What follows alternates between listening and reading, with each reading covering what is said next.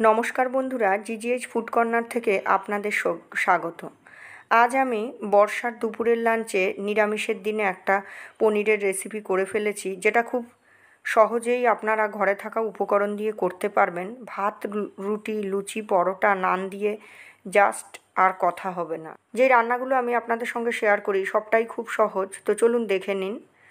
তো আমি এখানে একটা গ্রাইন্ডারে কাঁচা পাকা লঙ্কা, হলুদ, সর্ষে, লবণ, একটু মিষ্টি এবং কালো সর্ষের গুঁড়ো ব্যবহার করেছি। এটা আমি ভিজিয়ে রেখেছিলাম, পেস্ট করে নিব। আরেক দিকে আমি এখানে পনির নিয়েছিলাম 200 গ্রাম, সেটা আমি ছোট ছোট পিস করে কেটে নিচ্ছি। এবার একটা বাটিতে আমি পনিরের টুকরোগুলো নিয়ে নিলাম এবং তার মধ্যে আমি যেই মশলাটা বেটে নিয়েছিলাম সেটা পুরোটা নিয়ে নিলাম। নিয়ে কিছুটা পরিমাণ সর্ষের তেল আমি দিয়ে দেব।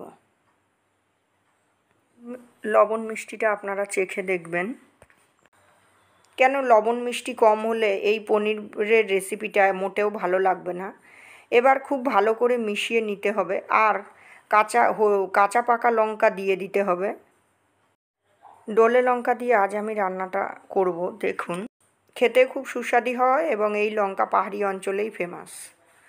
তো এবার ভাপে বসিয়ে দেব 20 মিনিট। লো টু মিডিয়াম ফ্লেমে আমি কড়াইতেই জলের ওপরে বসিয়ে দিয়েছি, হয়ে যাবে। তো ঢাকনা খুলে এবার চেক করে নেওয়ার পালা। দেখুন, আমার রেসিপিটা তৈরি হয়ে গেছে।